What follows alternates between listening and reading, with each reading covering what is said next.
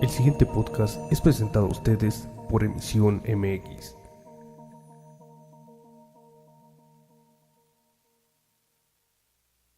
Buenas noches, bienvenidos a Norte Político. Los saludamos con mucho gusto desde la puerta norte de México para el mundo. Estamos iniciando la cuaresma. Reclinemos nuestras mentes, acordémonos del perdón. Ya lo dijo su santidad López. Vamos a perdonar a todos. Vamos a ser los senadores. Vamos a ser nuestros padres de la patria, porque ellos también nos van a redimir. Y ayer rindieron protesta.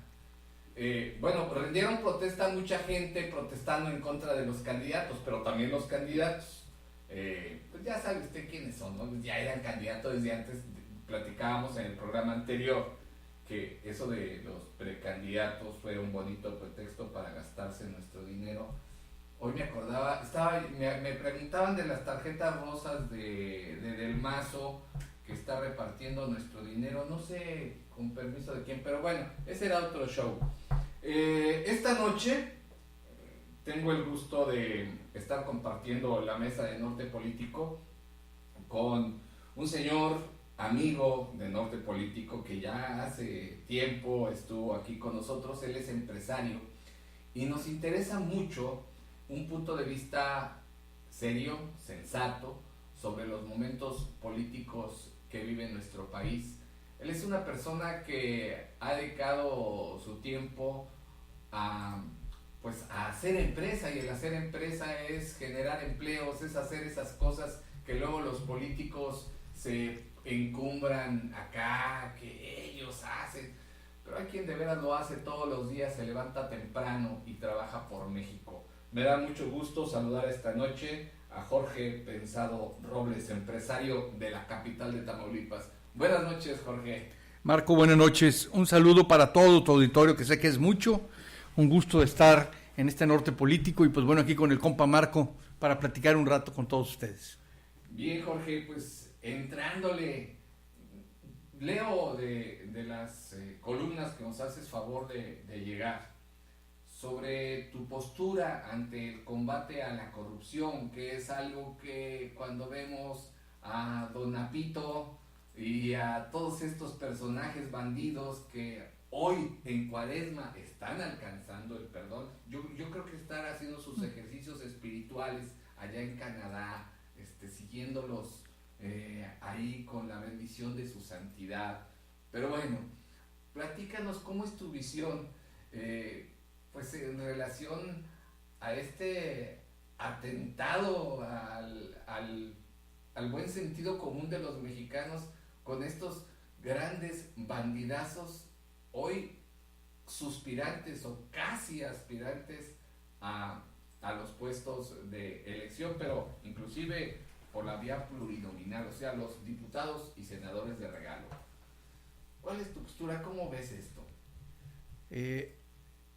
El sábado se empezó a comentar algo de eso en las redes y en los propios medios, pero pues yo pensé que era así como que una borregada, una cosa de juego, y finalmente ayer me confirmaron las listas y me quedé atónito, por no decir otra cosa altisonante aquí en la radio, pero definitivamente ese es un atentado a todos los mexicanos que tenemos tantita frente.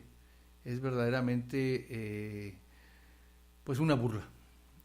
Posiblemente es el primer error serio que comete López Obrador en una campaña que yo creo que él ya se siente sobrado, que yo creo que él ya piensa que la tiene en su poder y que puede hacer ya lo que quiera.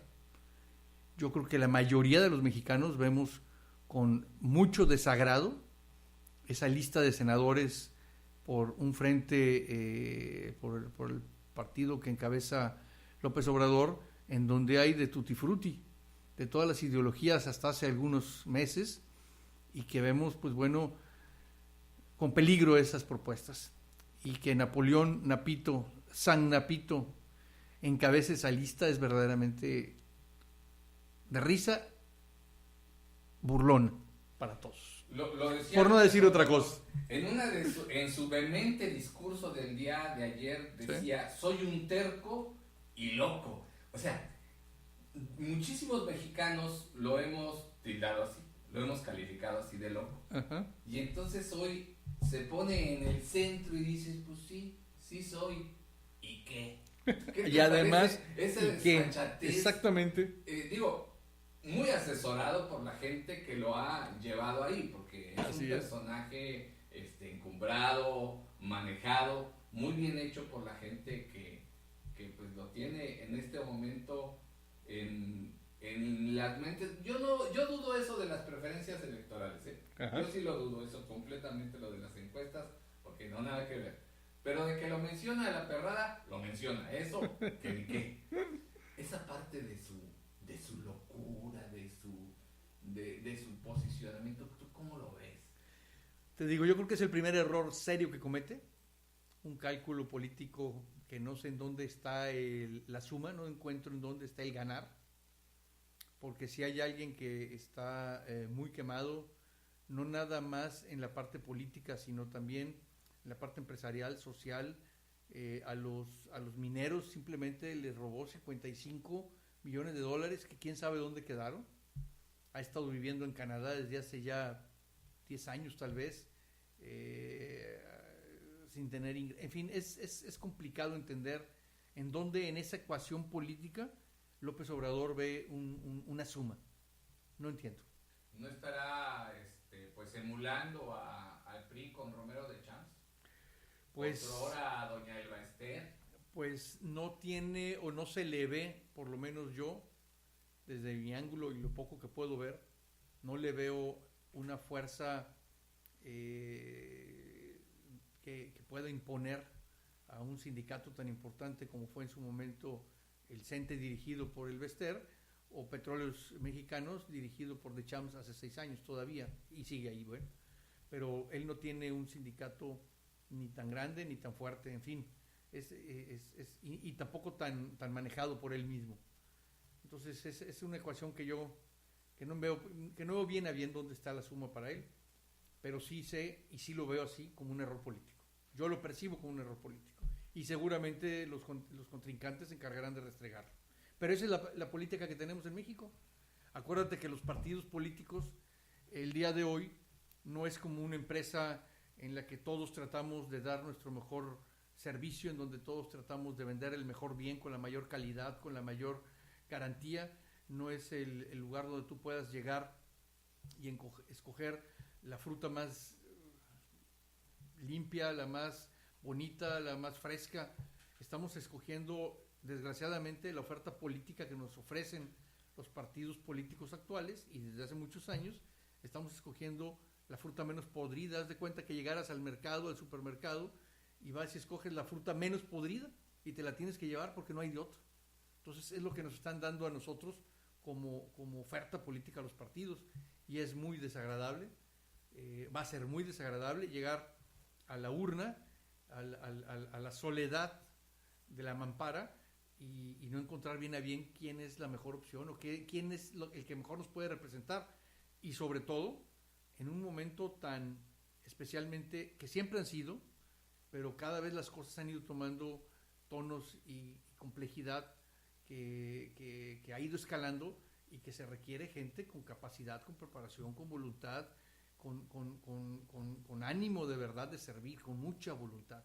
Yo no veo en ellos más que oportunismo y el deseo de estar cerca del poder para jalar los más recursos que puedan en lo personal, y desde luego ejercer el poder, porque el poder se ejerce.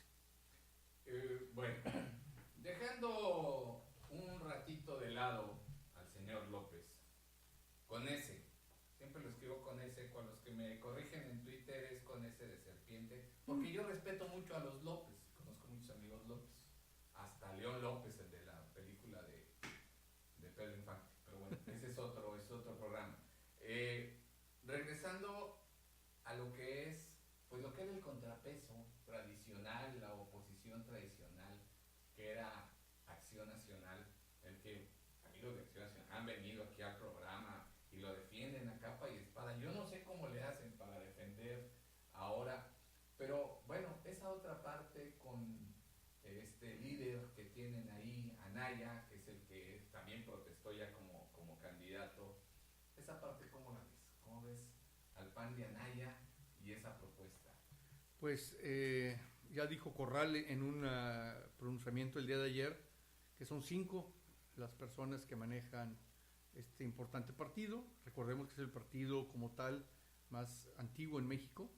Sí, por eso aparece en la boleta arriba a la En primer lugar, exactamente, es un partido que se fundó en 1939 y desde entonces pues ha sido oposición y de una manera importante tomó relevancia en los últimos años, pues porque la situación económica, social y política del país se estabilizó a tal grado que tuvimos pues bueno, sexenio tras sexenio de evaluaciones y pérdidas de valor como mexicanos todos. Y pues bueno, eso fue desde luego haciendo las cosas más críticas. Yo creo que el día de hoy el PAN no tiene nada que ver con el PAN de hace 20 años. Si Castillo Peraza se levantara de su tumba, se volvería a morir indignado por lo que es el PAN el día de hoy como tal.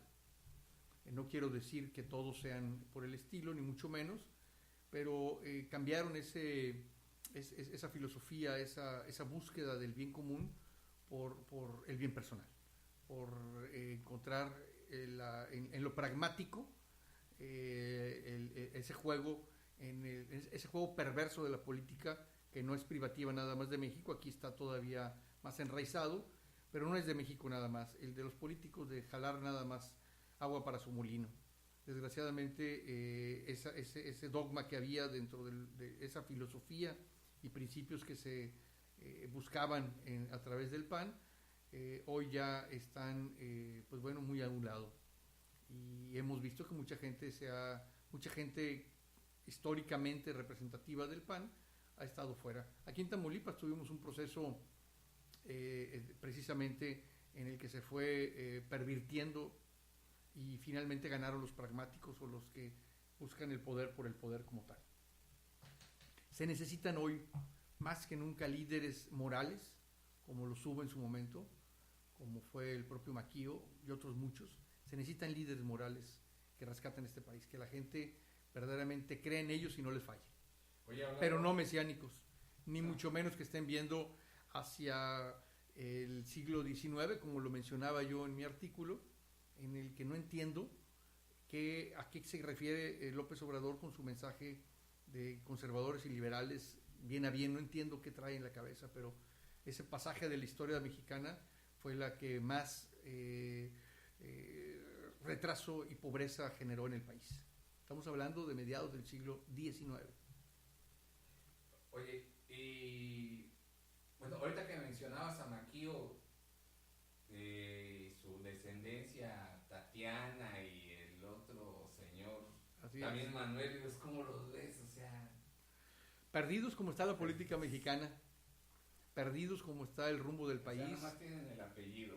perdidos como estamos en México, perdiendo las oportunidades que se nos están dando como sociedad y como país propio, y que se dejan ir y se están dejando a un lado porque estamos envueltos en una suma cero, en un círculo vicioso en el que cada vez hay más pobres y cada vez hay más desesperanza y cada vez hay más deseos de cambio, pero que definitivamente pues bueno, no vamos a poder cambiar viendo fórmulas que ya están totalmente, que ya sabemos que están totalmente quebradas. Oye, regresándome a Corral, ¿él será uno de esos líderes o nada más está aprovechando un momento político que le pasaron los reflectores?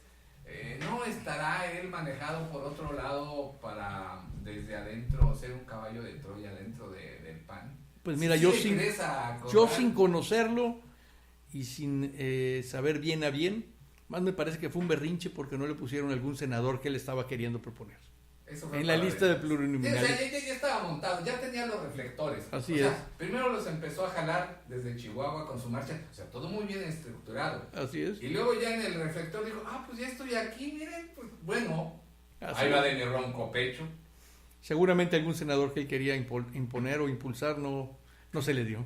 O sea, y ya Así por es. eso. Sí, Así es. No le creo mucho a Corral. Bueno, Y saliéndonos del corral, ¿cómo ves a otros? ¿No hay algún líder de esos dentro de los gobernadores panistas? Digo, recordando desde Ernesto Rufo, pasando por el actual gobernador de Tamaulipas y muchos otros, ¿alguno por ahí que...? Yo creo que al país en general le hacen falta líderes que quieran enfrentar la situación que vivimos y que verdaderamente sepan cómo, tengan las herramientas y la altura para no dejarse vencer por las circunstancias. Hoy vivimos una crisis de confianza, todos los mexicanos, en nuestros políticos, que como nunca antes, pues bueno, le estamos sufriendo. Y bueno. Y gracias a que el país es tan grande y tan abundantemente noble, es que hemos podido sobrevivir, ¿eh? Porque difícilmente otro país hubiera aguantado todo lo que hemos tenido que nosotros aguantar en función de saqueos y de todo lo que ha generado la impunidad y la corrupción. Oye, y hablando soltando un poquito a los famosos políticos y hablando de corrupción y de la cuaresma y del perdón, la raza, los mexicanos, los que no estamos en los... ¿Cómo nos estamos comportando? ¿Cómo ves al pueblo? Pues siempre hemos sido muy apáticos, creemos que ser ciudadano es ir a votar el día de las elecciones, creemos que con esa participación, a lo mejor con llevar a nuestros hijos a las urnas y ver cómo estamos votando, ya con eso somos ciudadanos de primera, y no es así. Un ciudadano debe de involucrarse en las decisiones que están tomando los políticos, quienes son, pues bueno, personajes que están ahí porque el pueblo los designó como tal, y ellos están para servir al pueblo, por eso son servidores públicos, no para servirse. Y desgraciadamente, pues bueno, los mexicanos no tan fácilmente nos organizamos en asociaciones, no tan fácilmente estamos como tal estructurados y vertebrados para exigir que nuestros gobernantes transparenten su gasto público, que abran las puertas a la hora de su toma de decisiones, que estén realmente reflejando su hacer diario en lo que es lo que realmente la gente quiere, el pueblo quiere. Preferimos los mexicanos no involucrarnos, no batallar. Mientras no me toquen a mí, no pasa nada. Mientras a mí no me afecten, no tengo problema. A mí que me dejen seguir haciendo lo que tengo que hacer. Y desgraciadamente esa corrupción e impunidad ha ido permeando en todos los niveles. Y pues bueno, a lo mejor lo vemos desde los estratos más pequeños, que a lo mejor para ellos es muy fácil robar un poquito, o tomar de acá algo, o pues bueno, aprovecharse de alguna circunstancia, andar en un carro, por ejemplo, aunque se oiga muy mal, pero pues simplemente el andar en un carro sin placas es ya estar fuera de la ley, y eso no se debe aceptar en ningún país civilizado de primer mundo. Se acepta eso, y simplemente en México trata de ir con un carro sin placas y cruzar al estado de Nuevo León, trata de cruzar a San Luis Potosí, no te van a dejar llegar más de 20 kilómetros y ya te van a estar deteniendo, no como aquí en el estado de Tamaulipas, entre muchas otras cosas. Pero también alcanzan el perdón. Sí, desde luego, pero yo creo que más que todo aquí los mexicanos como tal en general somos muy apáticos, y desgraciadamente necesitamos involucrarnos más. Si queremos que esto cambie, los cambios tienen que salir de la sociedad, tienen que salir de los ciudadanos organizados. Las cúpulas del poder, ellos lo que quieren es tener más poder y estar el más tiempo que puedan en el poder, y los ciudadanos son los que tenemos que enfrentar eso, pues bueno, exigiendo y tratando de que se den las circunstancias que nos permitan tener la certeza de que pues esas personas que se están designando sean las mejores. Pero como te decía, parece ser que estas próximas elecciones del 1 de julio vamos a escoger la fruta menos podrida en el supermercado. Oye, ¿tú le darías la fruta menos podrida a tus hijos? Cuando no hay otra, dices... Así es. Me acordé de los bancos de alimentos. Sí funciona. Luego hablaremos de eso. Siguen funcionando los bancos de alimentos. Es una experiencia extraordinaria, producto precisamente de una pobreza que no debiera haber. Pero son un paliativo muy importante. No traigo los números frescos en la memoria. ¿Has trabajado tú con ellos? Sí, hemos hecho apoyo a ellos en muchas ocasiones a través del Club Rotario. Hemos organizado eventos para donar. Precisamente ahorita estamos terminando de donarles unos cuartos fríos, camionetas por ahí que tienen ellos con los logotipos del Club Rotario Tamaulipa. Los hemos donado nosotros.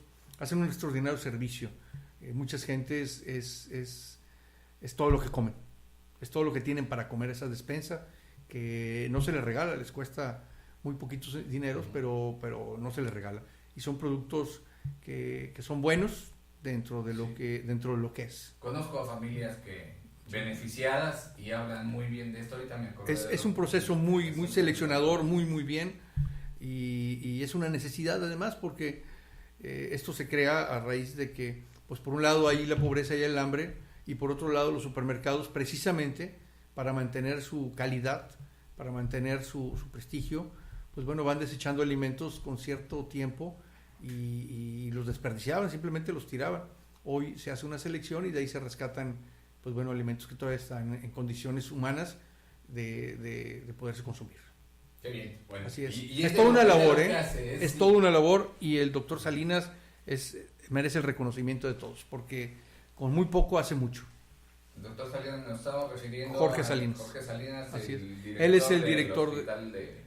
Él es además el presidente del patronato del Banco de Alimentos aquí en Victoria. Fíjate, qué interesante, no sabía yo. Y Así es. lo vamos a hacer. Luego Claro, platicamos. No, que te lo traiga los números aquí. Sí, Él te da la radiografía para diaria hablar de cosas buenas. de lo que reparten y el esfuerzo que tienen que hacer de logística para poder ir recopilando todos esos alimentos, porque no nada más es el alimento perecedero que vemos de los súper, sino hay donaciones que hacen, pues bueno, grandes empresas en Monterrey o en Torreón, y hay que desplazarse e ir por ellos. Por eso es que se les han apoyado con camionetas y camioncitos para que puedan andar haciendo su operación. Y además después la selección. Es toda una historia de éxito muy importante.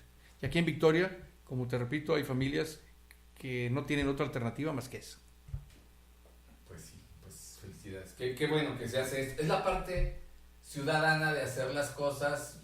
No se habla no lo veo yo en las redes sociales que hablen de los bancos de alimentos. ¿No? Los conozco por la gente que beneficiada. Y digo, qué bien, dices, qué bien. Eso es lo más loable de todo, ¿eh? Sí. Que es un esfuerzo sin pretensiones de ninguna otra naturaleza. Ayudar. De ahí ninguno sale para candidato de nada. No, ¿verdad? Digo, porque así le hacen. No, ni mucho menos. Saludos a la escucha, a la familia Rosales. Hola, buenas noches. Qué bueno que están allí. Bueno, entonces, los ciudadanos, regresando a los personajes que nos ocupan, que son los candidatos. De los ciudadanos, no sé, se pusieron de moda en las elecciones pasadas los candidatos ciudadanos. Así Ahí es. teníamos a unos que ni ciudadanos, ni cándidos tampoco. Ahí tenemos al gobernador de Nuevo León, que es uno de los más famosillos. Y la decepción más grande. Digo, para los que le creyeron, digo, yo Así es. jamás, ¿no? O sea, digo, sí, por favor, es político del PRI, es como Ricardo Monreal o cualquiera de esos otros bandidos que estaban en un partido político, no alcanzan la bendición o la unción de su cúpula y entonces se van de independientes, o sea, que les queda su abuela, o sea, nada. Y bueno, y entonces se ponen de moda estos famosos independientes, y entonces Independiente era famoso de bueno, de que no, salido del pueblo, etc. Y hoy en día, inclusive se ven en los ayuntamientos, regidores y muchos otros que pues no alcanzaron la bendición y se van de independientes. Sí. Hay unos candidatos independientes a la presidencia de la República. Así es. Ahí de los más famosos, 3, ¿verdad? Entre ellos, del que hablamos, que ya ya no he escuchado nada desde que lo pescaron ahí con firmas falsas. Sacándole copias a las credenciales de Firmas falsas. Firmas falsas, sí, no, Así bandidos, toda la vida bandidos. Así Así es. como Monreal cuando lo agarraron repartiendo la... Simplemente saben que no tienen ninguna oportunidad, pero quieren estar en la boleta para tener con qué negociar. Claro. Nada más. Pero bueno, dentro de ese panorama... Son astutos negociadores de la política mexicana. Claro. Y no pierden la oportunidad. Sí, los negocios. A mí Así también es. me gustan, ¿eh? no para andar de bandido, sino pues para beneficiar a la gente. Pero bueno, así es. Hablando de esos candidatos, hay una que también sale de un partido político y que logra, después de mucha chamba, más firmas de las que logró Morena para constituirse en partido político, más firmas que los votos que puede tener el PT o muchos otros partidos. Y en la campaña anterior, que se pusieron de moda los independientes, estuvimos revisando todo el calvario que tiene que pasar un candidato independiente para poderse registrar. Todavía me acuerdo de los bailables que hacía el doctor Jico ahí frente al IETAM, del enjundioso Paco Chavira y de toda esa gente que a niveles locales y nacionales pues protestaban por la falta de equidad para poder avanzar. Dentro de ese marco, pero también con una gran estructura y simpatía que ha tenido Margarita Zavala, que pudo haber sido la candidata del PAN, hoy ya obtiene las firmas. ¿Tú cómo ves a esa candidata?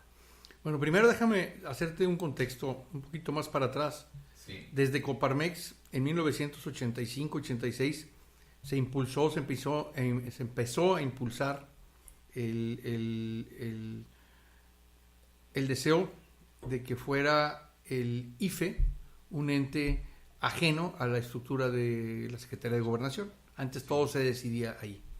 Y eran el juez y al mismo tiempo pues era el que decía quién y no.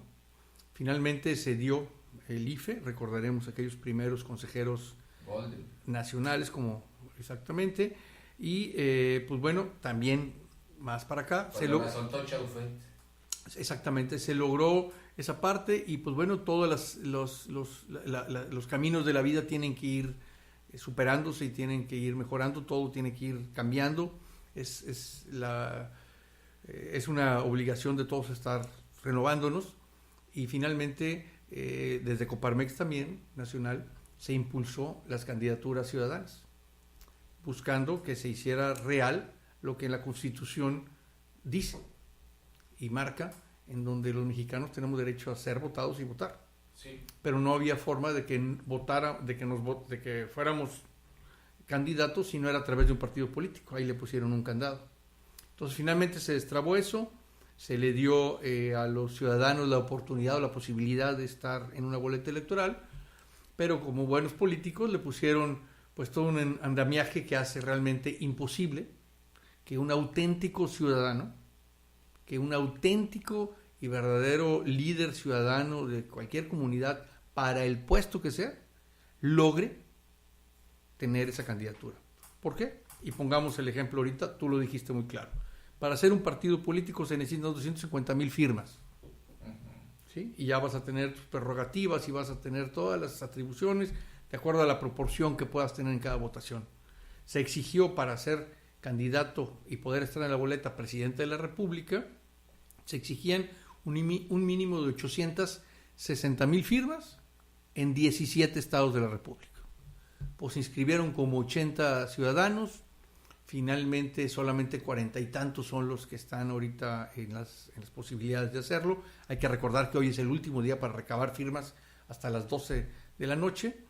Se levantaron un poquito más de 6 millones de firmas hacia candidatos independientes, pero pues como tú bien dices, vemos que en esa lista de candidatos independientes, los que lograron tener una oportunidad fue porque pues bueno, tenían ellos de alguna otra forma alguna estructura, algún dinero o algún poder por donde apurar eso y poderse facilitar. En el caso concreto, yo te puedo decir y afirmar que Margarita Zavala ya desde mucho tiempo antes había dicho que si no era por el PAN se iba como independiente. Ya mucho tiempo antes ella ya traía una estructura donde estaba construyendo precisamente grupos de trabajo en cada una de las ciudades del país, y aún y a pesar de eso se batalló. Todavía hace 8 días se veía cuesta arriba el poder terminar con las firmas que estaban exigiendo en la distribución del 17 estados para tener la mayoría de los estados. Es difícil para poder lograr. Imagínate que cualquiera candidato de donde sea, pues a lo mejor es fuerte y firme en algún lugar donde lo conocen, en alguna zona de donde es. Claro. Pero aún así, tener una estructura que esté a través de un celular, recogiendo en forma personal las credenciales y las firmas, pues necesitas toda una estructura que te dé eso. ¿Qué hicieron algunos candidatos? Pues bueno, pagaron y compraron firmas, otros pidieron apoyo a algunos líderes y partidos de diferentes estados, pues para que con sus estructuras votaran a favor de ellos o les dieran la firma a favor de ellos. No el caso de Margarita, que sí en todos los estados hubo módulos como los hubo aquí en Victoria, seguramente te tocó verlos en varios lugares, donde había ciudadanos que no les pagaba a nadie, estaban ahí dando su tiempo, 2, 3, 4 horas, recabando firmas y tratando de alcanzar el número que se pedía. Finalmente se logró, hace un rato ya se dio el número extraoficial, y el número extraoficial dice que Margarita tiene la mayoría de los votos o el 1% en 24 estados y tiene más de 1,5 millones de votos. Falta ver la validación que va a dar el INE en función de sus números y de sus filtros y todo lo que hagan. Hay que hacer algunos procesos de depuración. No diga como López Obrador, yo tengo otros números. Así es. Entonces falta ver, unos días más dará seguramente ya su registro final y ya se sabrá quiénes van a estar en las boletas de manera definitiva. Más de 1 millón de firmas y 25 estados en la dispersión que colocan a Margarita Zavala en la boleta presidencial de 2018. 123 días de arduo trabajo, ha valido la pena. Así es. Es una reconfiguración de la boleta electoral y es una reconfiguración de las posibilidades en las próximas elecciones del 1 de julio. ¿Por qué? Porque de una forma u otra ella es mujer, es dama, y se reconoce y se va a sumar a ella seguramente una gran cantidad de damas en el país, y será la única mujer en la boleta, con una amplia experiencia. Ella, en donde se para, suma gente, en donde se para el tráfico, y la gente la quiere escuchar. ¿Sí me explico? Sí. O sea, están tratando de minimizar lo que va a suceder, pero esto todavía no empieza y viene lo bueno. Me dio mucho gusto en particular que doña Eufrosina estuvo ahí dando el mensaje de donde se estaban ya reconociendo que se logró la meta. Eufrosina es una líder oaxaqueña de las personas que cuando tú lo oyes hablar, a mí me ha hecho llorar, de la sensibilidad, del carisma que tiene, y ella está con Margarita. Y sí, mujeres así como esas, hay muchísimas. Esta campaña va a ser verdaderamente un diferenciador. Vamos a ver qué va a pasar. Esto apenas empieza. Arranca en el 31 de marzo y vamos a ver cómo estamos. A ver qué decidimos los mexicanos. Te veo con entusiasmo con Margarita. Fíjate que sí, yo en lo personal creo que puede dar una gran sorpresa. Así como la dio Calderón, que nadie le daba ningún crédito. El hijo desobediente. El hijo desobediente. Esa historia no te la sabes. A ver. Esa historia del hijo desobediente, pues no es por otra razón, sino porque precisamente un gran personaje empresario del país, que había sido toda la vida el papá no biológico, pero que le impulsó y que le enseñó a Felipe Calderón, le pidió y le exigió que no se aventara como candidato a la presidencia de la República.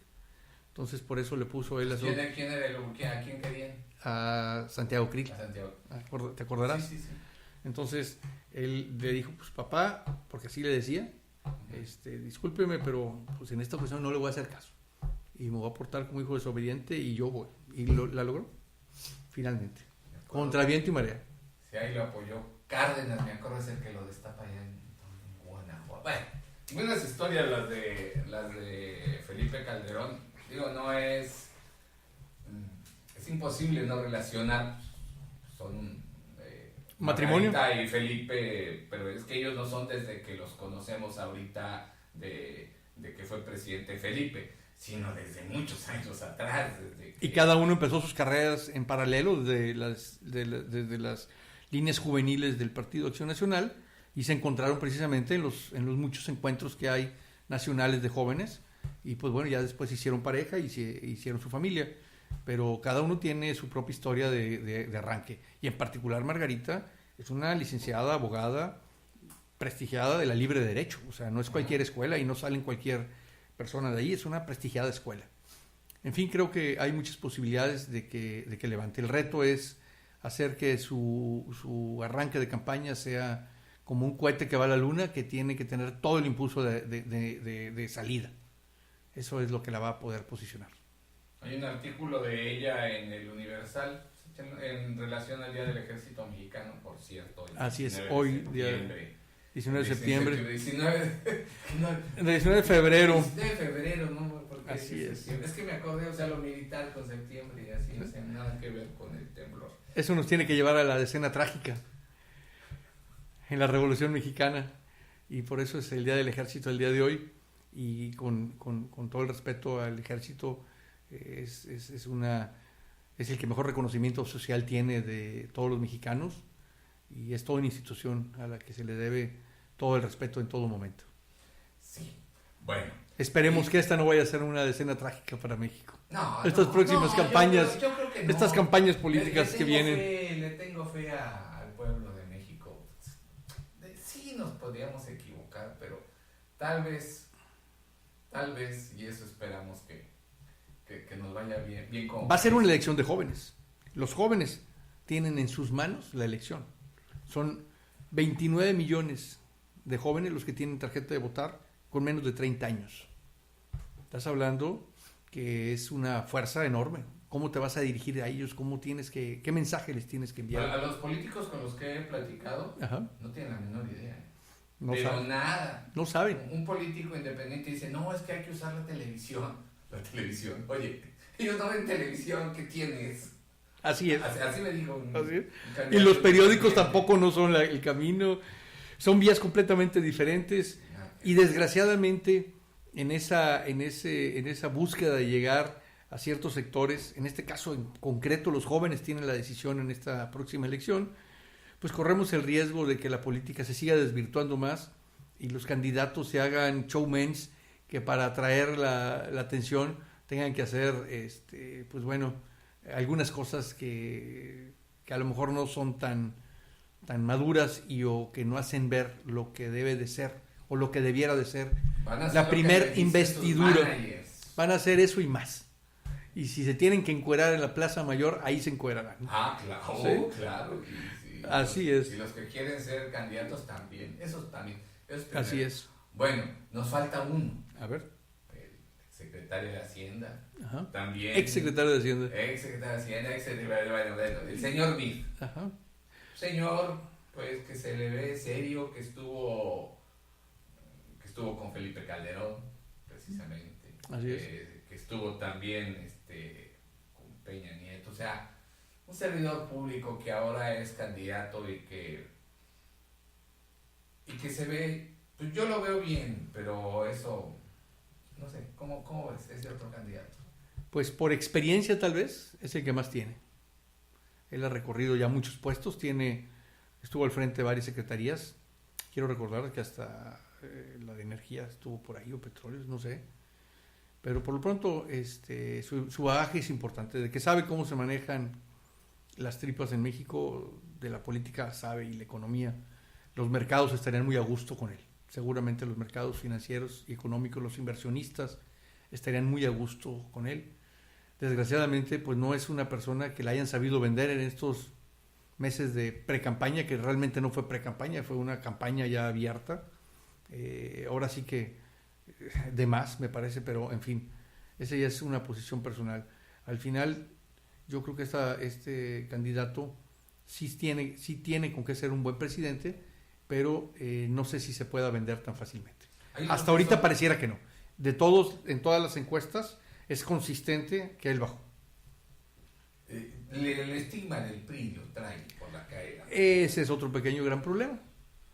¿Sí? Que siempre el costo de estar gobernando es importante y tiene un peso al final. Y desafortunadamente para todos los mexicanos, si vemos los números macroeconómicos del 12, cuando recibió Peña Nieto, al día de hoy, pues no creo que haya muchos que sean positivos. la gran mayoría son en negativo, empezando por el tipo de cambio, la inflación, el desempleo, los costos de gasolinas, de energéticos, la inflación propia es, en fin, es el tiempo ya está llegando a su fibra. Siempre es una guillotina. Todo está dentro de... En fin, ese costo, y si a eso le metemos el componente que la corrupción tomó dimensiones inimaginables, y desde luego yo creo que el costo más grave que estamos pagando los mexicanos el día de hoy es la terrible inseguridad que estamos padeciendo, y en Tamaulipas, como en algunos otros estados, pues bueno, vamos a la cabeza de muchos de los indicadores de alto impacto que a todos nos duelen, ¿no? Y nos laceran. Yo creo que es del peso que tiene en este momento el PRI encima, porque pues fueron muchas las promesas, fueron muchas las expectativas, y finalmente no se hizo nada. Por el contrario, estamos peor. Estamos peor que cuando estábamos peor. Sí, eso se oye muy peor. Se oye muy peor. Se oye muy peor. Bueno, entonces, en esta combinación tan dramática como tú dices, bueno, no nada más es porque lo digas, pues es lo que vivimos, es lo que se ve. Pueden pensar que es una posición muy negativa y que no veo el lado bueno hijo, eso. La verdad no veo muchos ángulos positivos en este momento. Y para los empresarios, añadiendo y haciendo un poquito más aderezado tu pastel, la carga que tenemos impositiva en este momento es terrible. Esta reforma hacendaria y fiscal que se impuso verdaderamente nos tiene a todos trabajando en una posición muy complicada y muy difícil, porque cada vez son más los informales que los formales, y la carga se reparte entre menos. Claro. Sí. Esto es más al estilo Videgaray, Sí, claro. Cordero, Desgraciadamente esos personajes como Videgaray, pues hicieron una estructura en la que encontraron la manera de jalar el más dinero posible, endeudando al país inclusive hasta en más de 15 puntos. Tenemos hoy una deuda que era de 4,000 billones, subió a 9,000 billones, o sea, la duplicaron. Estamos en un punto ya de alarma, porque ya no hay mucha maniobra para dónde endeudarte. Entonces, es complicado, y no fue suficiente el endeudar al país. Además de eso, a todos nos están quitando más dinero y impuestos por diferentes razones y diferentes mecanismos. Y pues para repartirlo para las campañas, hace rato hablaba yo de las famosas tarjetas rosas y demás. Así es. Bueno, inclusive Anaya, hablando de un sueldo universal, de repartirle dinero a todos. Bueno, Hay promesas ahí o compromisos que se harían de unos y de otros, así. de cualquier color. Margarita no ha hablado de eso. Todavía no habla de nada de eso, porque pues todavía no está como tal. No era la función en este momento, simplemente no podía salir a medios masivos, pero definitivamente hay algunas promesas ahí que se hacen inviables, con un alto costo, y solamente podemos pensar que a los empresarios y a todos los mexicanos nos va a costar más en impuestos.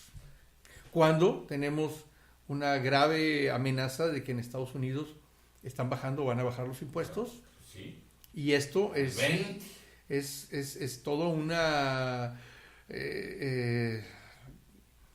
desajuste para todas las empresas que van a voltear a ver allá las posibilidades de llevarse sus matrices o sus operaciones principales para ahorrarse ese 15% que pagamos aquí los mexicanos de más. Sí, eso es mucho dinero. Bueno, Así es y ya, mucho dinero. En la recta del programa, el voto útil para el segundo, si López está en primero. Pues yo creo que tenemos todavía que esperar a ver qué va a suceder, pero definitivamente los mexicanos no podemos desperdiciar nuestro voto en este momento. Tenemos mucho que decidir, entonces hay que ir a votar, pero votar razonablemente, no pensando en el día, en el momento, en las... Bueno, pues así quedamos. Esto es Norte Político. Con mucho gusto transmitimos desde la puerta norte de México para el mundo. Buenas noches.